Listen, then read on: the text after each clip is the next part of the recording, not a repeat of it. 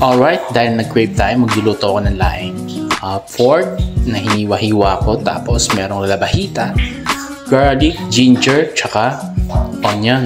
Siyempre meron din tayo ng siling haba, dalawa. Alright, nag-crave ako. Ito na ang gata. Alright, gabi yan na pinakuluan ko ng para lumambot. Ngayon, ayan, may kasama pang prito. Masarap ang kain-kain namin ito, guys. Alright, naglagay po ako ng tubig. Siyempre nilagay ko na rin yung ating pork. Then pakukuluan natin para mag-extract ng mantika niya. Ayan yung labahita, sinama ko na rin sa gisa yan. Ayan, naghinalo-halo ko. Ayan, sinama ko na yung tatlo. Wala nang isa-isa pa, sabay na. Ngayon, igisa na natin siya. Alright, naamoy ko na guys ang bango. Ang bango. Alright. Ayan, nilagay ko na yung pangalawang gata.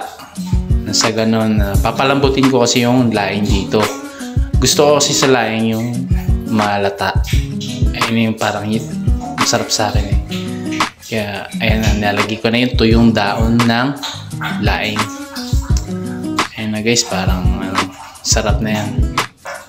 Sa una, medyo mahirapan kasi sisip-sipin niya yung mga liquid hanggang sa papalambutin mo ito. Alright, naglagay ako ng pork cubes. Baka naman, naglagay ako ng isa.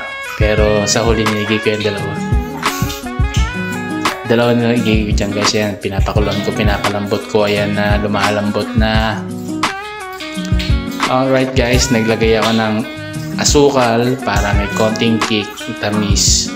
Ayan na, kumukulo, lumalambot. Nilagay ko na yung gabi.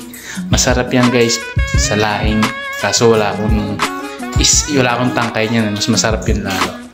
Ngayon pinakaluan ko na lumalambot na yan guys. Ayan na yung unang gata.